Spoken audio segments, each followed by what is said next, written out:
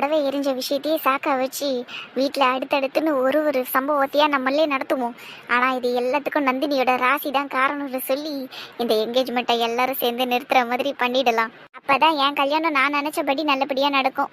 சரி, அடுத்து என்ன பிளான் பண்ணலாம்? சாயங்காலம் போய் மோதிரம் எடுக்க போவாங்களே. ஆனால் இப்போ தான் புடவை எரிஞ்சு போச்சே, இன்னைக்கேவா போயிட்டு மோதிரம் எடுப்பாங்க? இதை தான் கெட்ட சகுனமாக பார்ப்பாங்களே. அப்போ இன்னைக்கு மோதிரம் எடுக்க மாட்டாங்க. சரி, மோதிரம் என்னைக்கு எடுத்தா என்ன, அன்னைக்கு மோதிரத்தை ஒளிச்சு வச்சிருவோம். அதுக்கும் நந்தினியோட ராசி தான் காரணம்னு கொளுத்தி போட்டுருவோம். புடவை எரிஞ்சு போச்சு, மோதிரம் காணாம போயிடுச்சு. இப்படியே நடந்துக்கிட்டே இருந்தா அடுத்தடுத்து பெரிய பெரிய ஆபத்தெல்லாம் வரும்னு கிளப்பி விட்டுட்டு என்கேஜ்மெண்ட்டை நிறுத்திட வேண்டியதுதான். சூப்பரு, எனக்கே நல்ல நல்ல ஐடியா வருது. சரி சரி, இருந்தாலும் இந்த புடவையை எரிக்கிற ஐடியாவை சௌமியா தானே எனக்கு கொடுத்தா. அவளுக்கு ஃபோனை பண்ணி சொல்லிடுவோம் புடவையை சக்ஸஸ்ஃபுல்லாக எரிச்சு முடிச்சாச்சுன்னு. அப்படியே அந்த ஃபோட்டோவையும் அவளுக்கு அனுப்பி விடுவோம். அவளும் பார்த்து சந்தோஷப்படட்டும். Jolly jolly. ஏ மணி வெளியே வா. ஏ மணி, உங்களை தானே இருக்கிற, வெளியே வா. எதுக்கு இப்ப இந்த ராகுல் நம்மள வெளியே வர சொல்றான்? ஏ வெளியே வான்றல. வரண்டா ராகுல், எதுக்கு கூப்பிடுறான்னு தெரியலையே. ஏ வெளியே வரியா இல்லையா நீ? வந்துட்டு தாண்டா இருக்கேன், இரு. நிக்காம முன்னாடி போ. எதுக்குடா? போடின்னு சொன்னேன். என்ன ராகுல், என்ன பிரச்சனை உனக்கு? பிரச்சனை தாண்டி, அதை சரி பண்றதுக்கு தானே உன்னை கூப்பிட்டுருக்கேன். புடவை எப்படி எரிஞ்சதுன்னு எல்லாருக்கும் சொல்லு போ. ஐயோ, என்ன இவன் இப்படி கேட்குறான்? ஒருவேளை உண்மையெல்லாம் தெரிஞ்சுக்கிட்டானோ? ஐயோ ராகுலே, என்னடா என்கிட்ட கேட்குற? விளக்கு விழுந்து சாரி எரிஞ்சதா தான் சொன்னாங்க எல்லாரும். ஏன் உனக்கு தெரியாதா? என்கிட்ட கேட்குற? எனக்கு எல்லாம் தெரியும்டியே, ஆனா உன் வாயில நீ சொல்லணும்னு ஆசைப்படுறேன். அதனாலதான் மறுபடியும் சொல்லு, சாரி எப்படி எரிஞ்சுது? விளக்கு கீழே விழுந்ததுனால சாரி எரிஞ்சிடுச்சுடா, அப்படிதான் சொன்னாங்க எல்லாரும். எல்லாரும் அதாண்டி சொன்னாங்க. ஆனா நீ என்ன சொன்ன? நான் என்ன சொன்னேன்? நான் ஒன்னும் சொல்லலையே. சும்மா இந்த நடிப்பெல்லாம் காமிச்சுக்கிட்டு இருந்தேன்னு ஏன் அவ்வளவுதான் சொல்லிட்டேன். வாயில நல்லா வந்துடும். அம்மா, உனக்கு எவ்வளவு தைரியம் இருந்தா ஏன் பொண்டாட்டினால தான் புடவை எரிஞ்சதுன்னு சொல்லுவ? என்னடி என்ன இல்லை, உன் மனசுல என்ன நினைச்சிட்டு இருக்க? ராகுலே, அவ தானடா பூஜை பண்றதுக்கு உக்காந்தா, அப்ப அவ தானே கொஞ்சம் பார்த்து எல்லாத்தையும் வச்சிருக்கணும், கேர்ஃபுல்லா இருந்திருக்கணும்ல. வீட்டோட பொறுப்பான எல்லா வேலையும் அவ தானே செய்யறா. அப்ப இது எவ்வளவு பெரிய விஷயம், அதை அவ கொஞ்சம் கவனமா செஞ்சிருக்கணும்லடா. இந்த பொறுப்பா செஞ்சிருக்கணும், கவனமா செஞ்சிருக்கணுங்கிறதெல்லாம் நீ பேசாதனா. அவ எல்லாத்தையும் கரெக்டா தான் பண்ணா. நீ எதுக்கு சம்பந்தமே இல்லாம இவளை கோத்து விட்ட? எனக்கு அதுக்கு முதல்ல பதில் சொல்லு. விலைக்கு வீழ்ந்துச்சுன்னா அதுக்கு இவ எப்படி பொறுப்பாக முடியும்? நீ எனக்கு அதுக்கு மட்டும் பதில சொல்லிட்டு போயினே இருங்கிறது.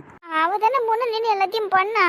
என்ன சும்மா திருப்பி திருப்பி அதையே பேசிக்கிட்டு இருக்க? சாமி கும்பிட்ற வரையும் விளக்கெல்லாம் ஒழுங்கா தானே இருந்தது, புடவையும் அங்கே தானே ஒழுங்கா இருந்தது. சாமி கும்பிட்டு போனதுக்கு அப்புறம் தானே இந்த மாதிரி பிரச்சனை இல்லை ஆச்சு. அப்புறம் அதுக்கு எப்படி நீ அவ்வளோ காரணம் காட்டுவ? இல்லை இல்லை, எனக்கு சந்தேகமா இருக்குதுரி. எனக்கு என்னமோ சாமி எல்லாரும் கும்பிட்டு போனதுக்கு அப்புறம் நீ தான் வந்து இந்த வேலையெல்லாம் பண்ணிருப்பியோன்னு தோணுது. என்னடா இப்படி எல்லாம் பேசிக்கிட்டு இருக்க? நான் ஒன்றும் பண்ணல அந்த மாதிரிலாம். சும்மா ட்ராமாலாம் போடாதனா. நான் வீட்டில் இல்லைனாலும் நீ என்ன பண்ணியிருப்பேன்னு எனக்கு நல்லா தெரியும்டி. ஆமாம், சாமி கும்பிட்ற இடத்துல கூட நீ இல்லையாமே. புடவை எல்லாம் பற்றி எரிஞ்சதுக்கு அப்புறம் தான் வந்து நின்னியா? அப்போ சாமி கும்பிடும்போது எங்கே போயிருந்த நீ? என்னடா இப்படி எல்லாம் பேசிக்கிட்டு இருக்க? எனக்கு தலை வலிச்சது, நான் ரூம்லயே தான் இருந்தேன். ஏதோ தீஞ்சு போன ஸ்மெல் வந்துச்சு, எல்லாரும் கத்திக்கிட்டு இருந்தாங்க, அதனால தான் நான் வெளியே வந்தனே. நீ சொல்றதெல்லாம் நம்புற மாதிரி தெரியல. நீ தாண்டி இந்த வேலையை பார்த்துருப்ப, எனக்கு நல்லா தெரியும். சாமி கும்பிட்ற வரைக்கும் எல்லாம் நல்லபடியாக தான் இருந்தது. எல்லாம் சாமி கும்பிட்டு போனதுக்கு அப்புறம் எப்படி இந்த புடவை எரிஞ்சுது? எப்படி முதல்ல விளக்கு கீழே விழும்? அது கொஞ்சம் வெயிட்டான விளக்கு தானே, அது எப்படி முதல்ல கீழே விழும்? அது டிப்லேயே இருந்தாலும் அது விழுறதுக்கு சான்ஸ் இல்லடி. யாருன்னா ஒருத்தர் தள்ளி விட்டுருந்தா மட்டும்தான் அது கீழே விழுந்திருக்கும். சொல்லு, நீ தானே தள்ளி விட்ட? நான் தான் எதுவும் பண்ணலன்னு சொல்றேன்ல, எதுக்கு இப்ப தேவையில்லாம என் மேல பழிய போட்டுக்கிட்டு இருக்க ராகுலே? நீ நான் ஒன்னும் பண்ணல. ராகுலே விடுறா, என்னடா பேசிக்கிட்டு இருக்க நீனு? அவையாண்டா அப்படி எல்லாம் பண்ண போறா? அமைதியா இருடா. நீ சும்மா இருப்பா, உனக்கு ஒன்றும் தெரியாது. இந்த சனி தான்ப்பா எல்லாத்தையும் பண்ணிருக்கோம். சாமி கும்பிட்ற வரைக்கும் எல்லாம் கரெக்டா தானேப்பா இருந்தது. காயத்ரி கரெக்டா தானே இருந்தது? ஆமா ராகுல், சாமி கும்பிட்ற வரையும் எந்த பிரச்சனையும் நடக்கல. ஒரு நிமிஷம் இன்னும் கேட்டால் நாங்கள் அங்கே எல்லாருமே நின்று பேசிக்கிட்டு தான் இருந்தோம். டீ போடுறது சம்மந்தமாக பேசிக்கிட்டு இருந்தோம். அப்பெல்லாம் கூட விளக்கு விழலை, யாரும் விளக்கு பக்கத்தில் போகவும் இல்லை. விளக்கு எப்படி இருந்ததோ அப்படியே தான் இருந்துச்சு. கேட்டிங்களா? எல்லாம் விளக்கு அப்படியே தான் இருந்திருக்குது. சாமி கும்பிட்டு முடிக்கிற வரைக்கும் எல்லாம் அப்படியே தான் இருந்திருக்கு. விளக்கு மேலே பூ எதனா இருந்தது அடி? இல்லை, விளக்கு மேலே எந்த பூவும் இல்லை. பிள்ளையார் சிலைக்கு மட்டும்தான் பூ வச்சிருந்தோம். சரி, சிலையில இருந்து பூ எதனா கீழே விழுந்திருந்ததா? இல்லடா, அது அப்படியே தான் இருக்கு இப்போ வரைக்கும். அப்ப விளக்குல எந்த பூவும் இல்ல, சிலையில தலையில வச்ச பூவும் அப்படியே தான் இருக்குது. எல்லாரும் கேட்டுக்கிட்டீங்கல்ல. அப்புறம் சிலையில இந்த பூ கீழே விழுந்ததுனால தான் விளக்கு கீழே விழுந்துருச்சுன்னெல்லாம் யாரும் எந்த தப்பான எண்ணத்தையும் வச்சுக்காதீங்க. விளக்க யாரோ ஒருத்தர் தட்டி விட்டதுனால தான் கீழே விழுந்திருக்கு. ஒரு ஃபோர்ஸ் இல்லாம எந்த விளக்கும் கீழே விழாது. ஏன்னா விளக்குக்குன்னு ஒரு வெயிட் இருக்கும். எல்லாருக்கும் தெரியும் தானே அது. இதோ இப்போ நம்ம நில விளக்கு விழுந்ததுனால தானே புடவை இருந்துச்சு. அந்த நில விளக்கும் நல்லா வெயிட்டான விளக்கு தானே. அம்மா நல்லா வெயிட்டான விளக்க தானே வாங்கி வச்சிருக்காங்க. அது எப்படி கீழே விழும்? தன்னாலெல்லாம் கீழே விழாது. இந்த நாய் தான் தள்ளி விட்டுருக்கு. ஏன்னா வீட்டில் இருந்தது வெறும் 7 பேர். அந்த 7 பேர்ல 4 பேர் இந்த ஹாலில் உட்காந்து பேசிக்கிட்டு இருந்தாங்க. 2 பேர் கிச்சனில் டீ போட்டுக்கிட்டு இருந்தாங்க. ரூம் உள்ள இந்த ஒரு நாய் மட்டும் தான் இருந்தது. இந்த நாய் தான் எல்லாரும் சாமி கும்பிட்டதுக்கு அப்புறம் விளக்க தள்ளி விட்டுருக்கு. இந்த நாய் இப்போ இந்த உண்மையை ஒத்துக்கலன்னா நான் சும்மா விட மாட்டேன். நான் எதுக்கு அந்த மாதிரி எல்லாம் பண்ண போறேன்? நான் ஒன்னும் பண்ணல ராகுல். நீ ஏன்டா என் மேல பழிய போடுற? ராகுல் விட்டுருப்பா. அதான் அவ எதுவும் பண்ணலங்கிறால. நீ ஏன்டா இப்படி எல்லாம் பேசிக்கிட்டு இருக்க? விடுறா. நீ சும்மா இருப்பா. அப்படியே விடுறதுக்கு இதெல்லாம் ஒன்றும் சாதாரண விஷயம் கிடையாது. இன்னைக்கு புடவையை எரிச்ச இவன் நாளைக்கு வேற எதை வேணாலும் பண்ணுவா. பாத்தீங்கல்ல, புடவையை எரிச்சிட்டு ஏன் பொண்டாட்டி மேல பழிய போட்டா. இப்போ நான் காயத்ரி மேல இவ பழிய போட்டாங்கிறதுக்காக வந்து இங்க கத்திக்கிட்டு இல்ல. இதை விட இவன் நாளைக்கு பெருசா எதனா ஒரு விஷயத்த பண்ணானா என்ன பண்ணுவீங்க நீங்க எல்லாரும் கேட்கறேன் நானு. ராகுல், நீ கோவப்படுறதெல்லாம் புரியுதுப்பா. ஆனா மணி இப்படியெல்லாம் பண்ணணும்னு அவளுக்கு என்ன அவசியம் இருக்கு? அவ ஏன் உன் புடவையை எரிக்கணும்? நீ கொஞ்சம் யோசியேன். இதுல நான் யோசிக்கிறதுக்குலாம் ஒன்றும் இல்லைப்பா. அண்ணனுக்கும் நந்தினிக்கும் எங்கேஜ்மெண்ட் நடக்கிறது இந்த நாய்க்கு பிடிக்கல. அதனால தான் இப்படி எல்லாம் பண்ணிச்சோன்னு எனக்கு தோணுது. டேய், என்னடா விட்டா ஓவரா பேசின்னு இருக்கிற? அவளுக்கு ஏன்டா பிடிக்காம போக போகுது? பைத்திய மாரி ஓலரின்னு இருக்கிற. அவ சொந்த அண்ணனோட எங்கேஜ்மெண்ட், அதுவும் இல்லாம அவளோட ஃப்ரெண்டு நந்தினி. அவங்க 2 பேருக்கும் எங்கேஜ்மெண்ட் நடந்தா இவளுக்கு என்னடா பிரச்சனை வரப்போகுது? உனக்கு ஒன்றும் தெரியலப்பா. அதனால தான் இப்படி எல்லாம் பேசிக்கிட்டு இருக்கேன். எங்கேஜ்மெண்ட் பேச்சு எடுத்ததுலேருந்தே இந்த நாய் மூச்சு தூக்கி வச்சுன்னு இருக்கு. யாருக்கிட்டே சரியா பேசுறது இல்லை. என்கிட்டயும் சரியா பேசுறது இல்லை. காயத்ரி கிட்டே சரியா பேசுறது இல்லை. ஏன் நந்தினி கிட்ட சுத்தமா பேசுறதே இல்லை. டிஸ்டன்ஸ் மெயின்டைன் பண்ணிட்டு இருக்காங்க மேடம் நந்தினி கிட்ட. அதெல்லாம் தெரியுமா உங்களுக்கு? இல்ல, அந்த மாதிரிலாம் ஒண்ணும் இல்ல டாடி. அவன் சும்மா போய் சொல்லிக்கிட்டு இருக்கான். நான் போய் அப்படியெல்லாம் பண்ணுவேன்னா? நான் எல்லாருக்கிட்டையும் நல்லா தான் பேசிக்கிட்டு இருக்கேன். ஆனா யாரும் என்கிட்ட ஒழுங்கா பேச மாட்டேங்கிறாங்க. நான் என்ன பண்றது? நான் எதுவுமே பண்ணல. ஏம்மா நீ அழாதம்மா. உன்னை பத்தி எங்களுக்கு தெரியாதா? அவன் கிடக்குறான் என்னமோ ஓலரின்னு கிடப்பான் பைத்தியக்கார மாதிரி. நீ அழாதடா. உண்மையிலே நான் எதுவுமே பண்ணல டாடி. இன்னைக்கு கூட எனக்கு தலை வலிச்சிருதுன்னு தான் நான் ரூம்ல இருந்தேன். ஆனா இவன் என்னடா நான் தான் விளக்க தட்டி விட்டுன்னு சொல்றான். என் பூனை கூட தானே வந்து விளக்க தட்டி விட்டுருக்கலாம்.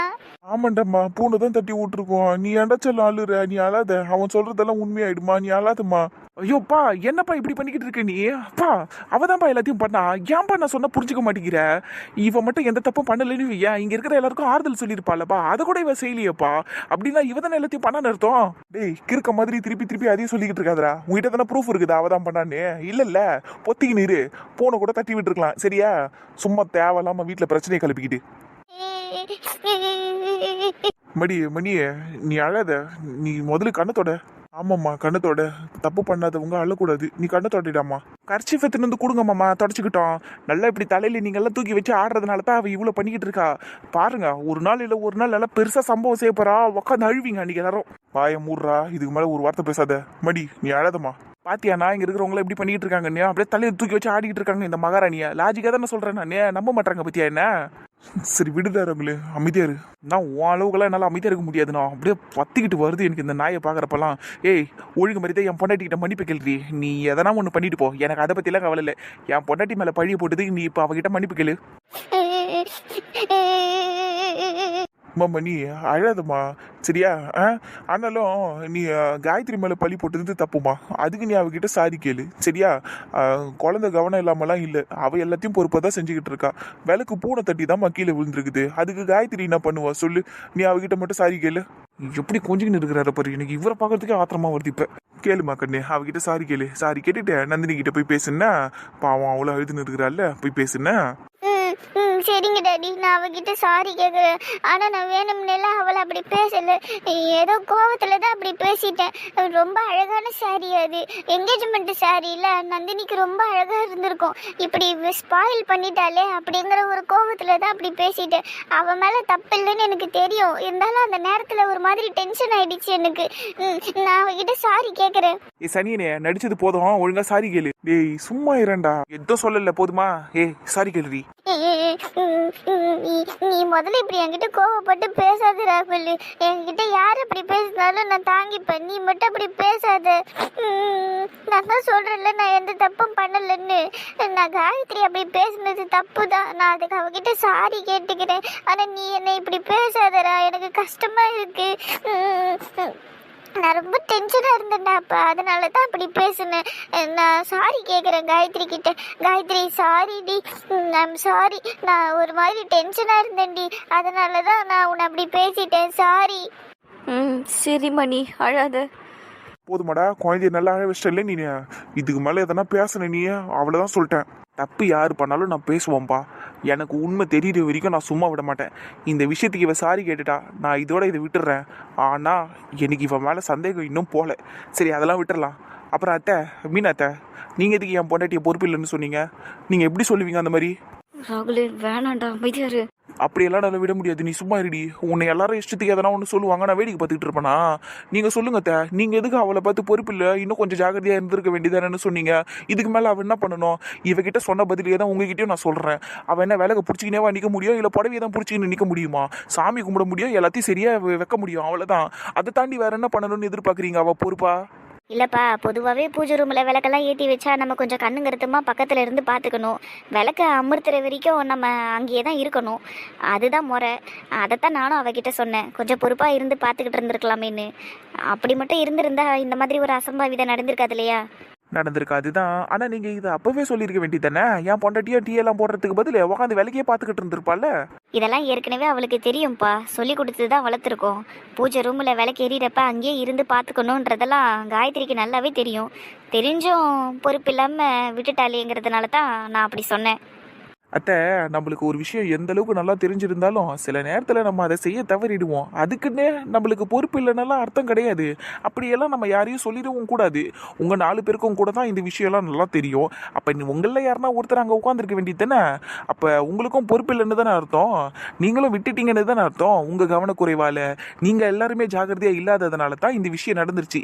என் பொண்டாட்டி மேலே மட்டும் யாரும் தயவு செஞ்சு பழியை போடாதீங்க. பழியை போடுறதெல்லாம் ஈஸி. ஆனால் அவள் அனுபவிக்கிறாள். இப்போது எவ்வளோ நேரம் உட்காந்து அழுதான்னு எனக்கு மட்டும்தான் தெரியும். அந்த கஷ்டம் யாருக்கும் கொடுக்காதீங்க தயவு செஞ்சு. அவ்வளோதான் நான் சொல்லுவேன். பழி போடணுன்னா உங்கள் மேலேயே நீங்கள் எல்லாரும் போட்டுக்கோங்க. தப்பு தாண்டா ராகுல், விட்டுரு இந்த விஷயத்தை இதோட. ஆமாப்பா, ஒத்துக்கிறேன். நீ சொல்கிறது தான் கரெக்டு, ஒத்துக்கிறேன். தப்பு தான், எங்கள் மேலேயும் தப்பு இருக்குது. அவ்வளோதான் அத்தை, புரிஞ்சுக்கிட்டீங்களே. எனக்கு இது போதும். நான் எதனா தப்பாக பேசியிருந்தேன், என்ன மன்னிச்சிருங்க. சேச்சா, அப்படியெல்லாம் ஒன்றும் இல்லைப்பா, நீ சரியாக தானே சொன்ன. சரிங்க அத்தை, சாரி எரிஞ்சிருச்சுன்னு யாரும் உட்காந்து ஃபீல் பண்ணிக்கிட்டு இருக்காதீங்க. அதே மாதிரி இதை அபசகுணம்லாம் யாரும் பார்க்க தேவையில்ல. நந்தினி முன்னாடியே அப்படி பேசாதீங்க சரியா? அவள் ரொம்ப ஃபீல் பண்ணி அழுதுகிட்டு இருக்கா. ஏன்னா யாருக்கும் இந்த மாதிரி நடந்ததில்லை. அவளுக்கு அப்படி நடந்துருச்சேன்னு ரொம்ப அழுகுறா. அவள் இப்போ கொஞ்சம் தான் சரியாயிருக்கா. ஆனால் இதுக்கு மேலே யாரும் இதை பற்றியெல்லாம் பேசி அவளை கஷ்டப்படுத்தாதீங்க. பாரு அத்தை, சும்மா கூட நந்தினி கிட்ட இந்த விஷயத்தை பற்றியெல்லாம் நீங்கள் பேசாதீங்க சரியா? சரிப்பா, நான் ஒன்றும் பேச போகிறதில்ல. சரிங்க அத்தை. அப்புறம் மாமா, நீங்களும் ஆறுதல் சொல்கிறேங்கிற பேரில் அதை பற்றியெல்லாம் ஞாபகப்படுத்தாதீங்க. அந்த விஷயத்தையே மறந்துட்டு வேறு எதனா பேசுங்க அவகிட்ட. சரிடா, சூப்பர் மாமா. அப்புறம் அடுத்தடுத்து என்கேஜ்மெண்ட் வேலையெல்லாம் பார்க்க ஆரம்பிச்சிடலாம். சாயங்காலமாக நீங்கள்லாம் போயிட்டு என்கேஜ்மெண்ட் ரிங் எடுத்துகிட்டு வந்துருங்க. அண்ணியும் கூட்டிகிட்டு போங்க. பார்த்தீங்களா, அண்ணின்ட்டு அந்த நாளுக்கு அண்ணியா? சரி சரி, அப்படியே போட்டோம், நல்லா தான் இருக்குது. சாயங்காலமாக போயிட்டு வந்துருங்க எல்லாரும். சரிடா ராகுல். ரொம்ப டயர்டாக இருக்கிறீங்கன்னு தெரியுது. சரி எல்லாரும் ரெஸ்ட் எடுங்க, நானும் போகிறேன். இவ்வளோ நேரம் நீங்கள் நின்று பேசுனதுக்கு காலெல்லாம் வலிக்குது. எல்லாரும் நான் பேசுனது கேட்டதுக்கு ரொம்ப தேங்க்ஸ். சாரி, கொஞ்சம் ஓவராக பேசியிருந்தேன். பட் ராகுல் கொஞ்சம் எமோஷனல் ஆகிட்டான், அதனால தான் அப்படி பேசினா. யாரும் தப்பாக எடுத்துக்கோதீங்க. நான் போயிட்டு வரேன், வாடி போகலாம். சபா போனானே, அடமழை அடிச்சு கொஞ்சம் மாதிரி இருக்கு. மாமா, என்னப்பா உன் பங்குக்கு நீ தானே பேசணுமா? இல்லை மாமா, அதெல்லாம் ஒன்றும் இல்லை. எனக்கு பாய் நம்பர் வேணுமாம்மா. எந்த பாய் நம்பர்டா? நம்ம அன்வர் பாயோட நம்பர் தான் மாமா கேட்குறேன். அது சரி, அன்வர் நம்பர் எதுக்கு உனக்கு? நந்தினிக்கு என்கேஜ்மெண்ட் சாரி எடுக்கணும் மாமா, அதுக்காக தான் கேட்குறேன். என்கேஜ்மெண்ட் சாரியா? ஆமாம் மாமா, இந்த சாரி தான் ஸ்பாயில் ஆயிடுச்சுல, அதான் பாய்க்கு ஃபோன் பண்ணி அதே மாதிரி சாரி இருக்கான்னு கேட்கலான்னு உங்ககிட்ட நம்பர் கேட்டேன். சந்தோஷ், எதுக்குப்பா? அதான் உங்கள் அம்மா இன்னொரு புடவை எடுத்து கொடுத்துருக்குல்ல, நந்தினி என்கேஜ்மெண்ட் அன்றைக்கி அதையே கட்டிப்பா ஆகட்டும். இல்லைத்த, அதெல்லாம் வேணாம். நந்தினி எந்த சாரியை கட்டணும்னு ஆசைப்பட்டாலும் அதே சாரியை தான் அவள் என்கேஜ்மெண்ட் அன்றைக்கி கட்டணும். எனக்கு அதை அவளுக்கு வாங்கி கொடுத்தா தான் நிம்மதியாக இருக்கும். நீங்கள் பாய் நம்பர் கொடுங்க மாமா, நான் அவருக்கு ஃபோன் பண்ணி கேட்குறேன். சரி இருடா, நானே ஃபோன் பண்ணி கேட்குறேன். ஆனால் அதே புடவை கிடைக்குமாங்கிறது டவுட்டு தான்டா. வேறு டிசைனில் வேறு கலரில் வேணால் கிடைக்கலாம். கேட்டு பாருங்க மாமா, நந்தினிக்கு அந்த saree ரொம்ப பிடிச்சி போச்சு. எனக்கு அதே saree அவளுக்கு வாங்கி கொடுத்தாதான் நிம்மதியா இருக்கும். நீங்க கேளுங்களேன், அந்த saree எங்க இருந்தாலும் சரி, நான் போய் வாங்கிட்டு வரேன். சரிப்பா இரு, ஒரே நிமிஷம் இரு. ஹலோ அன்வர், நான் பத்மநாபன் பேசுறேன். சொல்லுங்க சார். அன்வர், ஒரு சின்ன ஹெல்ப் வேணும். சொல்லுங்க சார், என்னன்னு சொல்லுங்க. இன்னைக்கு என்கேஜ்மெண்ட்டுக்கு நந்தினி ஒரு saree எடுத்தால, இதான் இந்த ஒரு மாதிரி கத்திரிப்பு கலர்ல இருக்கும்ல. ஆமா சார். அது சேம் கலர் சேம் டிசைன்ல வேற saree இருக்குமா சார்? அந்த saree ஆக்சுவலா 2 பீஸ் தான் சார் வந்தது. ஒன்று உங்க வீட்டில் எடுத்துக்கிட்டாங்க, இன்னொரு பீஸு அந்த டி நகர் பிரான்ச்ல இருக்கும். ஆனால் அது சேல் ஆயிருக்குமா இல்லையாங்கிறது தெரியல சார். எப்பா, நீ 2 பீஸ் இருக்கும்னு சொன்னதே எனக்கு இப்போ அடி வயிற்றுல பாலை வாத்த மாதிரி இருக்குது. நீ முதல்ல அக்பர் தானே இருக்கான் டி நகர் பிரான்ச்ல, அவனுக்கு ஃபோனை போட்டு கேளு. ஒரு 5 நிமிஷம் மட்டும் வெயிட் பண்ணுங்க சார். ஒன்றும் பிரச்சனை இல்லைப்பா, நீ ஃபோனை போடு. சரிங்க சார், லைன்லேயே இருங்க sir. A few moments later. Hello sir, கேக்குதா சார்? சொல்லு அன்வரு, என்ன சொன்ன அக்பரு? சார் saree ஸ்டாக்ல தான் சார் இருக்கு. சூப்பர்ப்பா, அப்ப நான் பையன் அனுப்புறேன், சாரியை கொடுத்து அனுப்பிடு. அக்பருக்கு போனை போட்டு அந்த சாரியை பேக் பண்ணி ரெடியா வைக்க சொல்லு. சரிங்க சார். ஆனா ஒரே மாதிரி எதுக்கு சார் 2 புடவை? வேற எதனா பார்க்கலாம்ல? அன்வரே, அதெல்லாம் ஒரு பெரிய சம்பவம்ப்பா. சாரி ஸ்பாயில் ஆயிடுச்சு, அதான் நான் அதெல்லாம் அப்புறம் சொல்றேன். நீ சாரியை மட்டும் பேக் பண்ணி வைக்க சொல்லு, யாருன்னா வாங்கிட்டு போறாங்க. இன்ஷா அல்லாஹ். சரிங்க சார், நான் உடனே ஃபோன் பண்ணி அவனை பேக் பண்ண சொல்றேன். சரி அன்வரே, பேமெண்ட் எவ்வளோன்னு சொல்லி நான் ஆன்லைன் ட்ரான்ஸ்ஃபர் பண்ணிடுறேன் உனக்கு. மாமா அதெல்லாம் வேணாம்மா, நானே பண்ணிடுறேன் sir. 3.25 sir, same bank account தான். ஒரே நிமிஷம் இருப்பா. என்னடா சந்தோஷே, நானே பே பண்ணி வாங்கிக்கிறேன் மாமா. ஏன்டா? ப்ளீஸ் மாமா, நானே பார்த்துக்கிறேன். சரி, உன் விருப்பம்டா. அன்வரே, பேமெண்ட்டு சந்தோஷம் ட்ரான்ஸ்ஃபர் பண்ணிடுவானா? உன் நம்பரை கொடுத்து வைக்கிறேன் அவனுக்கு, நீ பேசிக்க அவன்கிட்ட. சரியா? இன்ஷா அல்லாஹ். சரிங்க சார், ஓகே சார். சரி அன்வரே, ரொம்ப தேங்க்ஸ்ப்பா. சார், சந்தோஷ் தம்பி எப்போ வருவாரு? சந்தோஷ் இப்பவே கிளம்பிடுவான்ப்பா, ஒரு 1 ஹவர்ல வந்துருவாங்க. சரிங்க சார், ஓகே சார். சரி அன்வரே, ரொம்ப தேங்க்ஸ்ப்பா. ஃபோன் வச்சிடுறேன். சந்தோஷ் வந்துருவான்னா பாத்துக்க. ஓகேங்க சார். டேய் கிளம்புடா, டி நகர் பிரான்ச் தெரியும்ல, அங்க அக்பர் இருப்பான், பேக் பண்ணி ரெடியா வச்சிருப்பான், போய் வாங்கிட்டு வந்துருப்போ. சரிங்க மாமா, அப்ப நான் போய் வாங்கிட்டு வந்துடுறேன். அப்ப போயிட்டு வரேன்ப்பா. சரிப்பா. அப்புறம் யாரும் நந்தினி கிட்ட இதை பத்தி சொல்லாதீங்க, சர்ப்ரைஸாவே இருக்கட்டும். நானே வந்து அவளுக்கு சொல்றேன். சரிடா. சரி, அப்ப நான் கிளம்புறேன். நான் போயிட்டு வரேம்மா. அத்தனை போயிட்டு வரேன். எல்லாருக்கும் போயிட்டு வரேன். By by. டே சிவகுமாரியா, இப்படி ஒரு மர்மம் கிடைக்கிறதுக்கு நீ கொடுத்து வச்சிருக்கணும்டா. ஆமாண்டா, யார் இல்லைன்னு சொன்னதே, நான் கொடுத்து வச்சவன் தான். ஆனா நீ ஒரு புள்ளைய பேத்து வச்சிருக்கிற பத்தியா, அவனை மட்டும் நான் சும்மா விட மாட்டேன்டா. என்னமா வாய் பேசுது இது? சை, விடுடா. அவன் கோபத்துலயும் நியாயம் இருக்குல்ல, அதனாலதான் அப்படி எல்லாம் பேசினான். என் மர்மம் கரெக்டா தான்டா பேசினான், அதுல ஒன்றும் தப்பே இல்லை. சரி போதண்டா, இப்ப உங்களுக்குள்ள நீங்க பஞ்சாயத்தை போடாதீங்க. ஏற்கனவே பெரிய பஞ்சாயத்து முடிஞ்சிருச்சு. எம்மா ஷில்பா, தலையெல்லாம் கிறுக்கிறுன்னு சுத்துது உன் புள்ள பண்ண டென்ஷன்ல. போய் டீயை போட்டு எடுத்துனுவா போ. சரிங்கண்ணே, வாங்கடி போலாம்.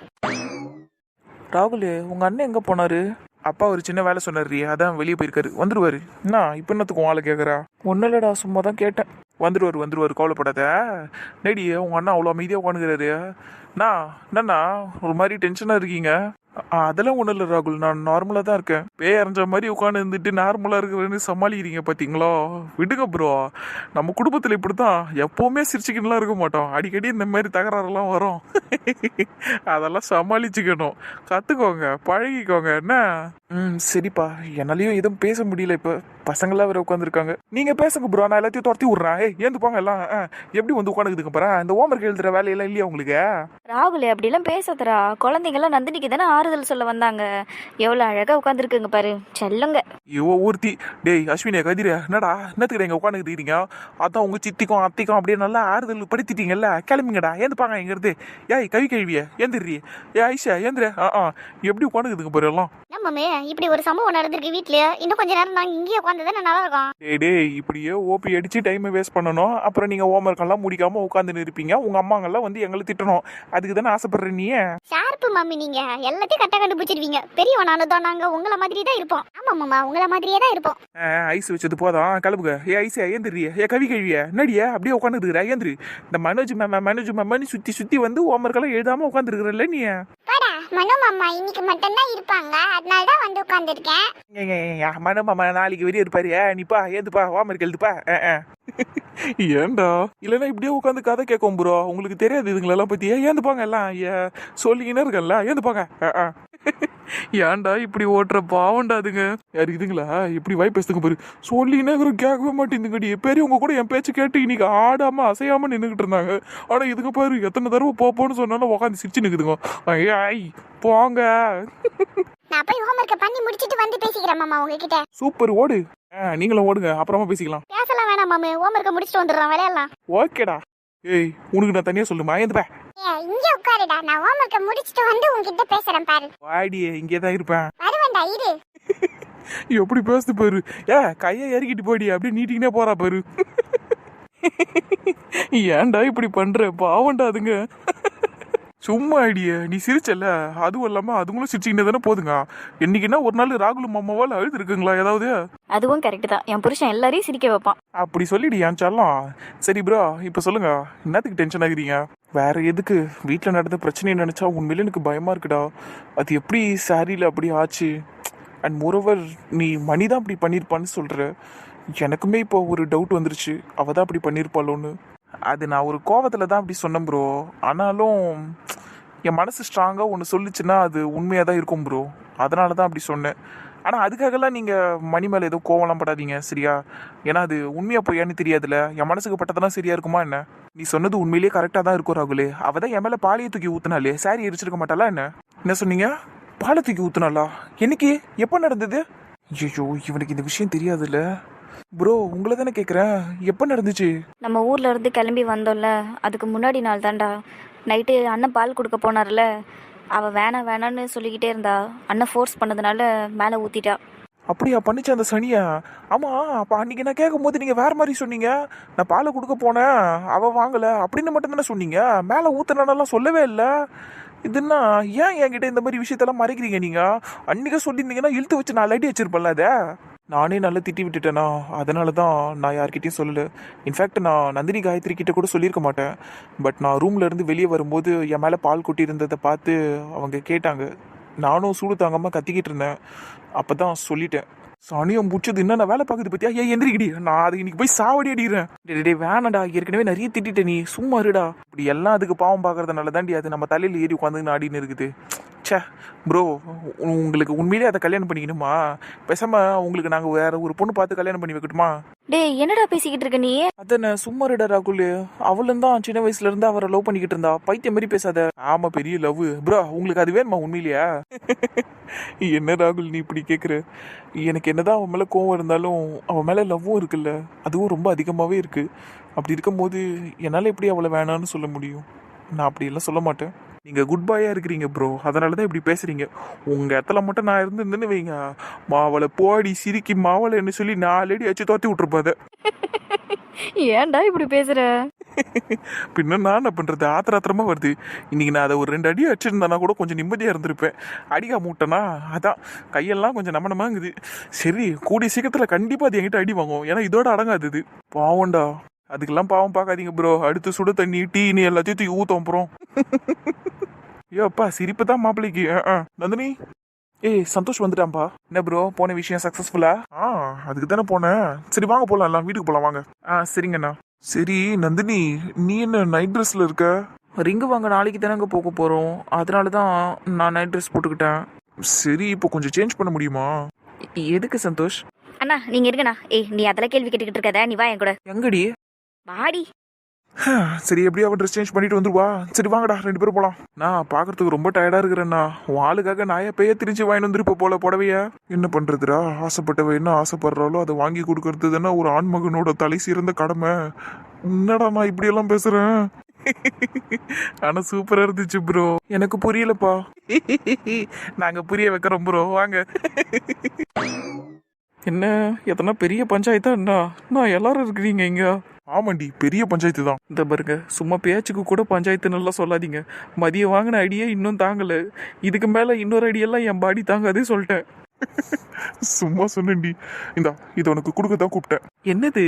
இந்தா உனக்காக ஒரு சின்ன கிஃப்ட் வாங்கிட்டு வந்தேன். கிஃப்டா? சரிதான். ஆனால் அது என்ன சந்தோஷ், ஒட்டுமொத்த குடும்பத்தையும் கூப்பிட்டு வச்சு நடு ஹாலில் நின்றுக்கிட்டு கொடுக்குறீங்க. தனியாக கூப்பிட்டு கொடுத்துருக்கலாம்ல. தனியாக கூப்பிட்டு கொடுக்கறதுக்கு உனக்குன்னா அவரு வாய கிளறாதுடி, வாங்கி பாரு.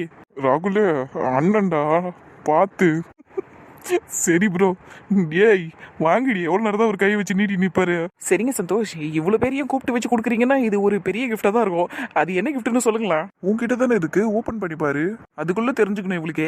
ஓப்பன் பண்றீ? பண்ணிட்டு தானேடா இருக்கேன், இரு. பொறுமை மேடம் பொறுமை, பார்த்து. சரிங்க. இப்பதான் நாளுக்கு நீ ஃபார்முக்கு வர, அடியே பார்த்து ஓப்பன் பண்ணு. பரப்பரப்பரன்னுலாம் பிக்காத. சரிடா. என்ன இது? ஏய் ராகுலே, காயத்ரி மா அப்பா சந்தோஷ் என்ன இது என்ன இதுன்னா ஏன் நாலு கண்ணு வச்சிருக்கிறிய தெரில நல்லா பேர்றியே டேய் அதே போடவே டேய் சந்தோஷ் சாரி சந்தோஷ் என்னங்க நீங்க அதே போடவே எப்படிங்க உங்களுக்கு கிடைச்சது இது அதெல்லாம் நான் அப்புறம் சொல்றேன், நீ ஹாப்பியா? ஹாப்பியாவா உலகத்தோட உச்சியில் உட்காந்துருக்க மாதிரி இருக்குங்க எனக்கு இப்போ ரொம்ப சந்தோஷமா இருக்கு சந்தோஷ் எப்படி இதெல்லாம் பண்ணீங்க நீங்க எப்படி பண்ணீங்கன்னா அந்த புடவை போயிடுச்சுன்னு நீ ஃபீல் பண்ணலடி அதனால தான் அண்ணன் பட்டு நூலை வாங்கி உக்காந்து ஒரு நூலையா பின்னி பின்னி இந்த புடவையை உருவாக்குனாரு டேய் சும்மா இருண்டா. அப்புறம் அம்மா, சொல்லுப்பா. இந்த சாரியை முறைப்படி பூஜை ரூம்ல வச்சு நீங்க சாமி கும்பிட்டு அதுக்கப்புறமா நந்தினிக்கு கொடுங்கம்மா.